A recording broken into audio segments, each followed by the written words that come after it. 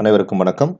அடுத்ததா நம்ம பாடம் 6 சொற்செயலில ஏற்கனவே பார்த்த பகுதிக்கு போக மீதமுள்ள பகுதி, அடுத்ததா உள்ள பகுதி பார்க்குறோம். உரையை உள்தள்ளல் அப்படிங்கிறது. ஆல்ரெடி அதுக்கு முன்னாடி வரி இடைவெளி வரைக்கும் நம்ம பார்த்துட்டோம். வரி இடைவெளியெல்லாம் எப்படி மாத்தணுங்கிறதும் சொல்லிட்டோம். ஒரு பத்தியின் இடது மற்றும் வலது ஓரத்திற்கும் உள்ள தூரம், அதாவது லெஃப்ட் மார்ஜின், ரைட் மார்ஜினுக்கு இடையில இருக்க கேப்பை வந்து உள்தள்ளல் எனப்படும் சொல்றாங்க. அதாவது இடது மற்றும் வலது ஓரம், இந்த லெஃப்ட் சைடுக்கும் ரைட் சைடு இருக்கிறது தூரம் வந்து உள்தள்ளல் அப்படின்னு சொல்றாங்க. இண்டென்ட் அப்படின்னு சொல்லுவாங்க. உள்தள்ளல் ஒரு பத்தியை படிப்பதற்கு எளிமையாகவும் மற்றும் படிப்பதற்கு தூண்டுவதாகவும் உள்ளது. நம்ம ஒரு பேராகிராஃபை படிக்கணும்னா அதை படிக்கிற போது அது நம்ம ஒரு எளிமையாக இருக்கும், ரீடபிலிட்டி ஈஸியாக இருக்கும். அதே சமயத்தில் நம்மளை படிக்கிறதுக்கு ஆர்வத்தை தூண்டுறதா இருக்கணும் அப்படிங்கிற மாதிரி இருக்கிறது தான் நம்ம உள்தள்ளல் மோஸ்ட்லி நம்ம பயன்படுத்துவோம். அதுக்கு கீபோர்டில் டேப் பட்டனை பயன்படுத்தி எளிமையான முறையில் நம்ம உள்தள்ளிக்கலாம்.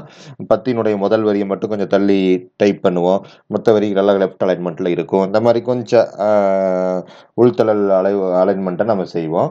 இப்போ இதில் கீபோர்டில் வந்து டேப் அண்டர்லைன் பண்ணிக்கங்க, தத்தல் அந்த பொத்தானை அழுத்தி தான் நம்ம எளிமையான முறையில் உள்தள்ளல் செய்ய முடியும். இதில் வந்து எத்தனை வகையான உள்தள்ளல்கள் அப்படின்னா 4 வகையான உள்தள்ளல்கள் உள்ளனங்கிறாங்க. அதாவது இடதுபுற உள்தள்ளல், வலதுபுற உள்தள்ளல், முதல் வரி உள்தள்ளல், தொங்கும் உள்தள்ளல். அந்த உள்தள்ளலுடைய வசதிகள் சொல்றாங்க. 4 விதமா இருக்கு. இடதுபுற உள்தள்ளல், வலதுபுற உள்தள்ளல், முதல் வரி, தொங்கும் உள்தள்ளல் அப்படின்னு சொல்றாங்க. ஓகேங்களா? இப்போ அடுத்தது இடது உள்தள்ளல். ஒரு பக்கத்தின் இடது ஓரத்திலிருந்து பத்தி அமைந்துள்ள இடைவெளியை இடது உள்தள்ளல் கட்டுப்படுத்தும். இதுக்கு பேரு, இது வந்து எப்பவுமே டிஃபால்ட்டா இருக்கும், லெஃப்ட் இண்டென்ட். ஆரம்பத்தில் லெஃப்ட் இண்டென்ட்டாக தான் இருக்கும், இடது உள்தள்ளல் தான். இன்க்ரீஸ் இண்டென்ட் பணிக்குறி இருக்கும் பார்த்தீங்கன்னா, மேலே டூல் பார்லேயே 2 இருக்கு. Increase indent, decrease indent. உள்தள்ளலை குறைத்தல், உள்தள்ளலை அதிகரித்தல்னு 2 பொத்தான்கள் இருக்கும். இந்த உள்தள்ளல் வசதி 4, இடதுபுறம், வலதுபுறம், முதல் வரி, தொங்கு உள்தள்ளல். அந்த உள்தள்ளல் பொத்தான்கள்ங்கிறது மேலே 2 இருக்கு. அது வந்து பார்த்தீங்கன்னா, ஒன்று இடதுபுறம் உள்தள்ளல், இன்னொன்று வலதுபுறம். கொடாநிலையா இடதுபுறம் தான் இருக்கும். அப்படி நீங்க அந்த உள்தள்ளல் பொத்தானை கிளிக் பண்ணி ஒவ்வொரு முறையும் உள்தள்ளும் பொழுது உள்தள்ளல் வந்து அரை அங்குலம் நகர்த்தப்படும். அண்டர்லைன், அரை அங்குலம், 1/2 inch. நெக்ஸ்ட் ஃபார்மேட்ல ஏரோ மார்க் போட்டுக்கு, இந்த இடத்துல இது வந்து ஏரோ மார்க். ஃபார்மேட் அந்த அம்புக்குறி, ரைட் ஏரோ. ஃபார்மேட்ல பேராகிராஃப்ல இண்டென்ட் அண்ட் ஸ்பேசிங்ல போனீங்கன்னா அதில் பிஃபோர் டெக்ஸ்ட் இங்கேயே இருக்கு பாருங்க. ஃபார்மேட் மெனுவில் பேராகிராஃபை கிளிக் பண்ணீங்கன்னா இந்த டயலாக் பாக்ஸ் வருது. இந்த டயலாக் பாக்ஸில் இண்டென்ட் அண்ட் ஸ்பேசிங் அப்படிங்கிறத செலக்ட் பண்ணிட்டு அதில் பிஃபோர் டெக்ஸ்ட்டுங்கிற இடத்துல இந்த டவுன் ஏரோவில் இதில் வேல்யூ டைப் பண்ணுறது இதை கிளிக் பண்ணீங்க அப்படின்னா இது வந்து இந்த உள்தள்ளல் அளவுகளை கொடுக்குற மாதிரி உள்தள்ளல் செய்யப்படும் அப்படின்னு அர்த்தம். வலது உள்தள்ளல்ங்கிறது சேம் இதே தான். பிஃபோர் டெக்ஸ்ட்டுக்கு பதிலாக ஆஃப்டர் டெக்ஸ்ட் இங்கே, சரிங்களா? ஆஃப்டர் டெக்ஸ்ட் அப்படிங்கிறது. தொங்கும் உள்தள்ளல்ங்க இந்த ஃபர்ஸ்ட் லைன் அப்படிங்கிற தேர்வில் இந்த இடத்துல நெகட்டிவ் வேல்யூ கொடுத்தீங்கன்னா அது தொங்கும் உள்தள்ளலாக மாறும். அவ்வளோதான். ஓகே. வலது உள்தள்ளல் ஒரு பக்கத்தின் வலது ஓரத்திலிருந்து பத்தி அமைந்துள்ள இடைவெளியை வலது உள்தள்ளல் கட்டுப்படுத்தும். டிக்ரீஸ் இண்டென்ட் பணிக்குறியை கிளிக் செஞ்சீங்கன்னா அந்த இன்க்ரீட் செய்த அந்த ஒரு 1/2 inch குறைக்கும். ஏற்கனவே நம்ம என்ன பண்ணோம், இன்க்ரீஸ் பண்ணியிருக்கிறோம். இப்போ டிக்ரீஸ் பண்ணால் மறுபடியும் பழைய நிலைக்கு ஒரு 1/2 inch குறையும். ஓகே. உள்தள்ளலை குறைத்தல், இதுவும் அரை அங்குலம் தான், 1/2 inch தான். உரையாடல் பெட்டி மூலியமா நம்ம இந்த உள்தள்ளல்களை செய்ய முடியும். ஃபார்மேட் பேராகிராஃப் கிளிக் பண்ணி அது வரக்கூடியதில் இண்டென்ட் அண்ட் ஸ்பேசிங் அப்படிங்கிற ஒரு டேப் செலக்ட் பண்ணனா தான் இந்த டேப் இண்டென்ட் அண்ட் ஸ்பேசிங் இந்த டேப்பை செலக்ட் பண்ணா தான் இந்த ஆப்ஷன்ஸ் எல்லாம் தெரியும். புரியுதுங்களா? இதெல்லாம் தெரியும். இதில் பிஃபோர் டெக்ஸ்ட், ஆஃப்டர் டெக்ஸ்ட் அதெல்லாம். ஓகே. அதான் வலது உள்தள்ளல்னா ஆஃப்டர் டெக்ஸ்ட். முதல் வரி உள்தள்ளல்னா ஒரு பத்தியை தட்டச்சு செய்யும் போது தொடங்கும் போது அதன் முதல் வரி உள்தள்ளி அமைப்பது இயல்பான முறை. இதை வந்து முதல் வரி உள்தள்ளல் அப்படிங்கிறோம். ஃபார்மேட் பேராகிராஃப்ல indent and spacing, format paragraph click பண்ணோம்னா பத்தி உரையாடல் பெட்டி வரும். அதில் இண்டென்ட் அண்ட் ஸ்பேசிங் தத்தல் வரும். அதில் ஃபர்ஸ்ட் லைன் அப்படிங்கிற விருப்பத்தை தேர்வு செஞ்சு உள்தள்ளல நேர்ம மதிப்பை குறிப்பிட்டீங்கன்னா முதல் வரி உள்தள்ளி காண்பிக்கப்படும். அதே இதில் ஃபர்ஸ்ட் லைனுங்கிற விருப்பத்தில் எதிர்ம மதிப்பு நெகட்டிவ் வேல்யூவை கொடுத்தீங்கன்னா அது அந்த ஒரு வரி மற்றும் மற்ற வரிகளை காட்டிலும் சற்று வெளியே தள்ளி இருக்கும். இதுக்கு பேரு தொங்கும் உள்தள்ளல், ஹேங்கிங் இண்டென்ட் அப்படின்னு பேரு. இது ஒரு விதமான சிறப்பு உள்தள்ளல் அப்படின்னு சொல்றாங்க. இதை பார்த்துங்க, இந்த இடத்துல வரும். ஓகே. உள்தள்ளல் என்றால் என்ன, தொங்கும் உள்தள்ளல் என்றால் என்னன்னு சொல்லுவாங்க, கேட்பாங்க. அது கொஞ்சம் பார்த்துங்க. ரைட். நெக்ஸ்ட் புல்லட் குறி மற்றும் எண் வரிசை. புல்லட் குறி மற்றும் எண் வரிசைங்கிறது முக்கிய குறிப்புகளை பட்டியலிட, இந்த இடம் முக்கிய குறிப்புகளை பட்டியலிட, மேலும் பட்டியலை எளிதாக படிக்க மற்றும் பின்பற்ற புல்லட் மற்றும் எண் வரிசை பயன்படுகிறது. படிப்பவருக்கு சிறந்த முறையில் தகவலை பட்டியலிட்டு பிரித்து மற்றும் ஒருங்கிணைப்பதற்கு எளிமையா இருக்கும். புல்லட் மற்றும் எண் வரிசை தோற்றத்தை வடிவட்டலையும் பயனர் கட்டுப்படுத்த முடியும். ஒண்ணுமே கிடையாதுங்கம்மா. இப்போ இவ்வளவு இருக்கு. ஒன்றும் இல்லை, நம்ம வந்து ஒரு 10 லைன்ஸ் 20 லைன்ஸ் டைப் பண்ணுறோம். சிலதை ஹெட்டிங் போட்டு டைப் பண்ணுவோம், சிலது பேராவாக டைப் பண்ணுவோம், சிலது லைன் பை லைன் இண்டிவிஜுவல் லைனை டைப் பண்ணுவோம். இப்படி நம்ம டைப் பண்ணும்போது அந்த வரிக்கு முன்னதாக இந்த மாதிரி குறியீடுகளை, அதாவது இந்த மாதிரி புல்லட்ஸ் குறியீடுகளையும் இட்டுக்கொள்ளலாம். ஒவ்வொரு வரிக்கு முன்னாடி இந்த மார்க், இந்த டாட், இந்த இதெல்லாம் புரியுதுங்களா, இந்த சிம்பிள், இதெல்லாம் இந்த ஸ்கொயர் பாக்ஸ், இந்த டிக் மார்க், இது வர மாதிரி பண்ணிக்கலாம். பார்க்குறக்கு அழகாக இருக்கும். அல்லது நம்பரிங், எண் வரிசை, இந்த மாதிரி 1 2 3 போட்டு எழுதுறது, ஏபிசிடி போட்டு எழுதுறது, ரோமன் லெட்டரில் எழுதுறது, இந்த புல்லட் மற்றும் எண் வரிசை வந்து நம்ம பயன்படுத்தி நம்ம டைப் பண்ணக்கூடிய உரைகளில் வடிவூட்ட செய்கிறோம். புரியுதுங்களா? அதை பற்றி பார்க்குறோம். Okay, next bullet. பத்தி நிலை பண்பான புல்லட் குறி மூலம் பத்தியினுடைய தொடக்கத்துக்கு புல்லட் குறி அவ்வளோ லிஸ்ட் மாதிரி எழுதுறதுக்கு புள்ளி வெளியே வச்சு டாட் டாட்டா அதெல்லாம் எழுதுறதுக்கு இதை பயன்படுத்திக்கலாம். முக்கியமான பகுதிகளை பட்டியலிடுறதுக்கு புல்லட் குறி. நம்மளே இப்போ நம்மளுடைய ஆன்சர்ஸ் எழுதும்போது எக்ஸாமினேஷனில் ஒரு 5 பாயிண்ட்ஸ் இருக்குது. உதாரணத்திற்கு ஸ்டார் ஆபீஸ், இந்த ஓப்பன் ஆபீஸ் பயன்பாடுகள் யாவைன்னு கேட்குறாங்க. OpenOffice Writer, OpenOffice Calc, OpenOffice இம்ப்ரெஸ்ன்னு எழுதுவோம். அதுக்கு முன்னாடி 1 2 3 போட்டு எழுதலாம். டாட் வச்சு எழுதுவோம். டாட் வச்சு எழுதுனா புல்லட், ஒரு ஸ்டார் மாதிரி போட்டு எழுதுறது, ஏரோ மார்க் மாதிரி போட்டு எழுதுறதுலாம் புல்லட் குறியல். 1 2 3 போட்டு நம்பர் எழுதுனா லிஸ்ட், அவ்வளோதான்.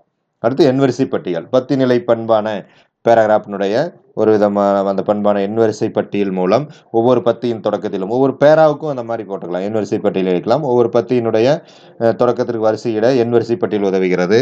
அதனுடைய எண் எழுத்துருக்கள் கொண்டு கூட இடலாம். 1 2 3 அல்லது ஏபிசிடி போட்டு கூட எழுதலாம். வேணுங்கிறத மாற்றிக்கலாம், வேண்டாம்னா அதை நீக்கிக்கலாம். அதெல்லாம் சொல்லியிருப்பாங்க.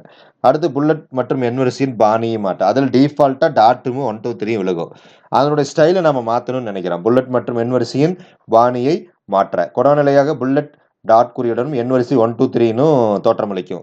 இந்த இதை வந்து நம்ம மாற்றி அமைக்கணும்னா ஃபார்மேட்டில் மெனுவில் புல்லட்ஸ் அண்ட் நம்பரிங் அப்படிங்கிற ஆப்ஷனுக்குள்ளே போய் புல்லட் தொகுதியை கிளிக் பண்ணி அதுக்குள்ளே வரக்கூடிய அந்த புல்லட் நம்பரிங் ஸ்டைல், அதாவது நீங்கள் பார்த்தீங்கன்னா இங்கே புல்லட்டுங்கிற தொகுதி நீங்கள் கிளிக் பண்ணணும். இங்கே கிளிக் பண்ணியிருப்பாங்க, புல்லட்டை கிளிக் பண்ணி இதில் வரக்கூடியதை நம்ம பயன்படுத்தணும். சரிங்களா? அதை தான் சொல்கிறாங்க. அடுத்தது எண் வரிசைக்கு எண் வரிசையை நம்ம தேர்வு செஞ்சு அதில் வரதை நம்ம பயன்படுத்தணும். ஃபார்மேட்டில் புல்லட்ஸ் அண்ட் நம்பரிங்குள்ளே போய் நம்பரிங் டைப் அப்படிங்கிறத கிளிக் பண்ணுறோம். அதில் இந்த மாதிரி ஆப்ஷன்ஸ் வருது. அதில் வேணுங்கிறத சூஸ் பண்ணுறோம். ஓகே புத்தான அழுத்துறோம். ஓகே, பார்த்தா டீட்டெயில்டாக இருக்கும், பெருசாக இருக்கும். நான் புரிஞ்சுக்கிட்டிங்கன்னா ஒன்றுமே கிடையாது. அது புல்லட் மற்றும் எண் வரிசை இடுதல் என்றால் என்ன, அதை எப்படி புல்லட் மற்றும் எண் வரிசை இடுதலினுடைய பயன் என்ன, அதை எப்படி புல்லட் மற்றும் எண் வரிசையை இடுதலை நாம் எப்படி விளக்குறது, எப்படி செய்கிறது அப்படிங்கிறத சொல்லியிருக்காங்க. அதை பார்த்துக்குங்க. அது உங்களுக்கு டூல் பார்லேயே பணிக்குறிகள் இருக்கும். புல்லட் மற்றும் எண் வரிசை சிம்பிள் போட்டிருக்கும். அதை கிளிக் பண்ணிங்கன்னா புல்லட் விழுகும். அதைவே கிளிக் பண்ணிங்கன்னா நீங்கிரும். வேறு ஸ்டைலில் மாற்றணும்னா தான் ஃபார்மேட் நம்பரிங் புல்லட்ஸுக்கு போய் இந்த ஆப்ஷனுக்கு வரணும். இதை தெளிவாக படிச்சுக்குங்க. Okay, right. நீக்குவதற்கு இதையும் சேர்த்து எழுதிக்கங்க. புல்லட் மற்றும் எண் வரிசையை நீக்க ஏற்கனவே உள்ள உரையில் புல்லட் மற்றும் எண் வரிசல் பணிக்குறியின் மூலம் எவ்வளவு எளிமையானது, அதே போல் அதை நீக்குவதும் எளிமை. புல்லட் மற்றும் எண் வரிசையிட வேண்டிய பகுதியை தேர்வு செஞ்சு தான் நம்ம புல்லட் குறியவோ அல்லது எண் வரிசை குறியவோ கிளிக் பண்ணி நம்ம செஞ்சுருப்போம். நீக்குவதற்கு அதே மாதிரி புல்லட் மற்றும் எண் வரிசையை நீக்குவதற்கு புல்லட் மற்றும் எண் வரிசை நீக்க வேண்டிய உரையை தேர்வு செய்ய வேண்டும். புல்லட் பணிக்குறியை கிளிக் செஞ்சோம்னா ஏற்கனவே இருந்த புல்லட் நீங்கிடும். நம்பரிங் பணிக்குறி, அந்த ஐக்கான் பணிக்குறி தெரியுது பார்த்தீங்களா, டூல் பார்ல இருக்கக்கூடிய அந்த கருவிப்பட்டையில் இருக்கக்கூடிய பணிக்குறி, அதை கிளிக் பண்ணோம்னா நம்பரிங் அந்த வரிசை எண் வரிசையானது நீங்கிடும். சரிங்களா? Right, next. அடுத்தது 6.9, அதாவது புல்லட் மற்றும் எண் வரிசை என்ன இதெல்லாம் பார்த்ததுக்கு அப்புறம் 6.9ல பக்க வடிவூட்டல். இப்போ பத்தி வடிவூட்டல் பார்த்தீங்க, பேராகிராஃப் அலைன்மெண்ட் பார்த்தா லெஃப்ட் ரைட்டு சென்டர் ஜஸ்டிஃபிகேஷன் அதெல்லாம். இங்கே பேஜ் பக்க வடிவூட்டல், பேஜ் ஃபார்மேட்டிங் சொற்செயலின் ஒரு முக்கிய பணி பக்க வடிவூட்டல் ஆகும். பேஜ் ஃபார்மேட்டிங், பக்க வடிவூட்டல் என்பது, note this point, underline this word, பக்க வடிவூட்டல் என்பது பக்கத்தின் ஓரம், பக்க எண், பக்க அமைப்பு, தலைப்பு மற்றும் அடிக்குறிப்பு போன்ற பக்கத்தின் பண்புகளை வடிவூட்டல் செய்வதாகும். அவ்வளவுதான். புரிஞ்சுச்சுங்களா? ரைட். பக்கம் சம்பந்தப்பட்ட நம்பர் போடுறது, அந்த பேஜ் செட்டப் பண்றது, ஹெட்டர் போடுறது, ஃபுட்டர் போடுறது, மார்ஜின் செட் பண்றது, புரியுதுங்களா? இது எல்லாமே பக்க அமைப்புல வந்துருது, பக்க வடிவூட்டல்ல வந்துருது. பக்க அளவு மற்றும் பக்க ஓரங்களை மாற்ற, பக்க அளவு மற்றும் பக்க ஓரங்களை மாற்ற. பக்க அளவை மாற்றணும்னா ரைட்டரில் ஒரு பக்க அளவு A4 தாளில் அச்சிடுறதுன்னு வச்சுக்கோங்க. 8.5 இன்ட்டு 11 இன்ச். இதை அண்டர்லைன் பண்ணிக்கோங்க. கொடாநிலை ஒரு தாளினுடைய சாதாரண நிலையான ஒரு கொடாநிலை அளவுன்னு பார்த்துட்டீங்கன்னா 8.5 இன்ட்டு 11 இன்ச் அந்த இதில் தான் இருக்கும் ஒரு தாளினுடைய அளவு. பல வகையான ஆவணம் அதற்கு தகுந்த மாதிரி அளவுகளை நம்ம பயனர் நம்மளே மாற்றிக்கலாம். லீகல் சீட்டு, A4 சீட்டு, A3 சைஸ் சீட்டு எப்படி வேணுமோ சைட்டு மாற்றிட்டு அது பிரிண்டருக்கு தகுந்த மாதிரி சைஸை மாற்றி நம்ம பிரிண்ட் அவுட் எடுத்துக்கலாம், அலைன்மெண்ட் பண்ணிக்கலாம். அது பார்த்துக்குங்க. இப்போ பக்கத்தின் அளவை மாற்றுவதற்கு பக்கத்தை தேர்வு செய்யணும் முதல்ல. இப்போ எப்படி ஒரு பக்கத்தின் அளவை நம்ம மாற்றுறது? இப்போ வர்றீங்க ப்ராக்டிக்கலாக. ஒரு பக்க அளவை மாற்றுவதற்கு முதல்ல அந்த பக்கத்தை நம்ம தேர்வு செய்யணும். அப்புறம் ஃபார்மேட் மெனு நம்மளுடைய ஓப்பன் ஆஃபீஸ் ரைட்டர் ஸ்க்ரீனில் மேலே தலைப்பு பட்டைக்கு கீழே மெனு பார் இருக்கும். அதில் ஃபார்மேட் அப்படிங்கிற மெனுவை சூஸ் பண்ணுறோம். அதுக்குள்ளே பேஜ் அப்படிங்கிற ஆப்ஷனை செலக்ட் பண்ணும் பொழுது இந்த உரையாடல் பெட்டி தோற்றுவிக்கப்படும். இந்த உரையாடல் பெட்டிக்கு பேர் பேஜ் ஸ்டைல் உரையாடல் பெட்டி, பக்க அமைப்பு அல்லது பக்க வடிவூட்டல் உரையாடல் பெட்டி. இந்த உரையாடல் பெட்டிக்குள்ள பார்த்துட்டீங்கன்னா ஃபார்மேட்டுக்குள்ள பாருங்க என்ன பேப்பர் சைஸ்ன்னு கொடுக்கலாம், வித் அகலம் ஹைட் கொடுத்துக்கலாம், ஓரியன்டேஷன் பக்க வடிவமைப்பு எப்படி இருக்கணும், இந்த மாதிரி நீல வாக்கில் மேல இருந்து கீழே இருக்கணுமா அதுக்கு பேர் போர்ட்ரேட் பக்க அமைவு, அதான் அந்த பக்க வடிவமைப்பு ஓரியன்டேஷன்ல வருது. லேண்ட்ஸ்கேப் இது அப்படியே ரைட்டா திரும்பினது அகலமா இருக்கிறது லேண்ட்ஸ்கேப், அந்த மாதிரி வேணுமா எப்படி வேணாலும் வச்சுக்கலாம். அப்புறம் லெஃப்ட் ரைட் டாப் பாட்டம் எல்லாம் எவ்வளவு மார்ஜின்ஸினுடைய அளவுகள் வேணும் அப்படிங்கிறதையும் நீங்க முடிவு பண்ணிக்கலாம். இதுதான் பக்க வடிவமைப்பு செய்யக்கூடிய வழிமுறை.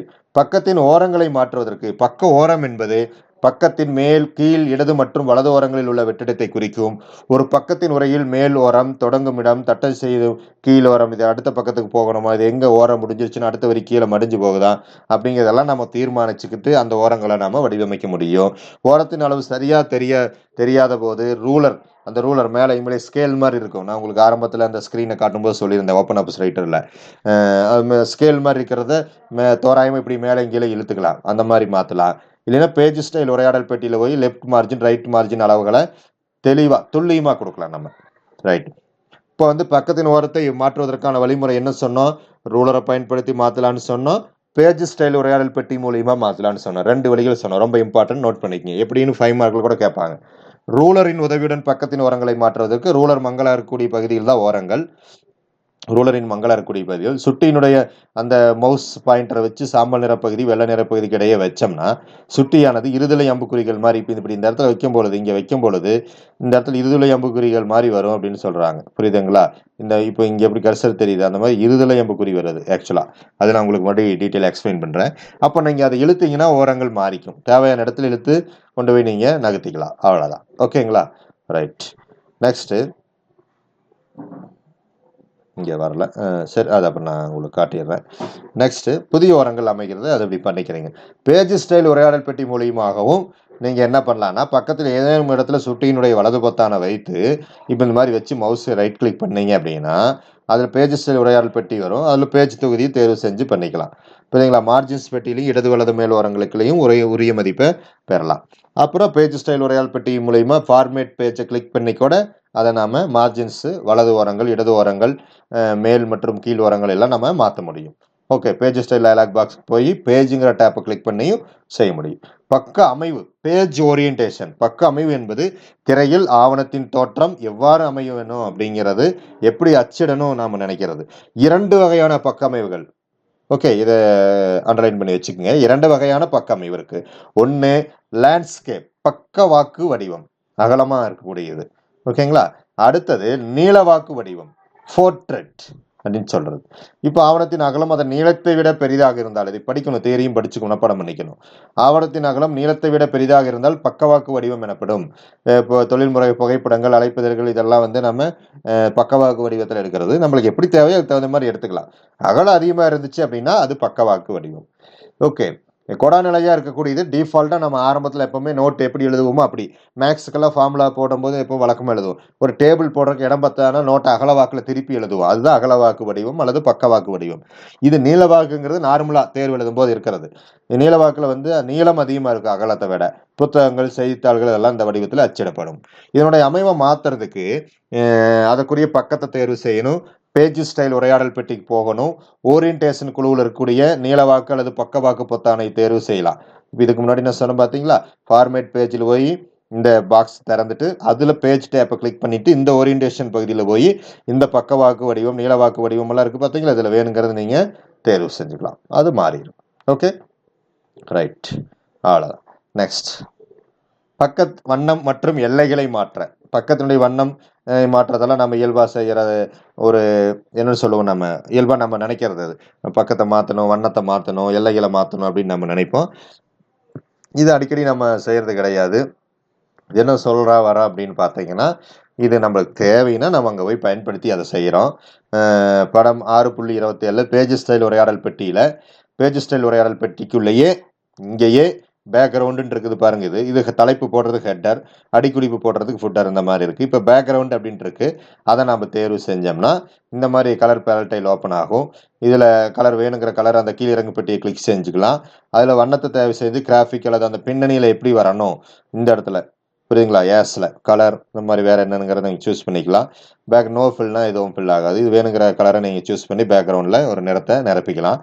ஒரு ஆவணத்தில் உள்ள ஒரு பகுதி, குறிப்பிட்ட பகுதி, ஒரு பக்கம் அல்லது ஆவணம் முழுமைக்கும் அதன் எல்லைகளை மாற்றி அமைக்க முடியும். பேஜ் ஸ்டைல் உரையாடல் பெட்டியில் பார்டர்ஸ், அதுக்கு பேர். இந்த பார்டர்ஸ் இதுக்குள்ளே போய் அதனுடைய எல்லைகள், அதனுடைய லைன் ஸ்டைலு, அதனுடைய எல்லையினுடைய வடிவமைப்பு, சுற்றி டேஷாக வர மாதிரி கோடு, டார்க்காக வர மாதிரி கோடு, இந்த பார்டர், இந்த மாதிரி எல்லைகள் வடிவமைப்பெல்லாம் நம்ம செஞ்சுக்க முடியும். அதுக்கு பார்டர்ஸ்குள்ளே வரணும். இதே ஃபார்மேட் பேஜ், அதுக்குள்ளே பார்டர்ஸ்குள்ளே வரீங்க. அதனுடைய ஸ்டைல்ஸ் எல்லாம் நிறைய காட்டுது, ஸ்டைல்ஸ் டிசைன்ஸ் எல்லாம் காட்டுது, அதனுடைய கலர்ஸை காட்டுது, அதை நீங்கள் பார்த்துக்கலாம். ஓகேங்களா. அடுத்து தலைப்பு மற்றும் அடிக்குறிப்புகளில் செயலாற்ற. தலைப்பு மற்றும் அடிக்குறிப்பு மிக முக்கியமான பகுதி, இதையும் நோட் பண்ணிக்கங்க.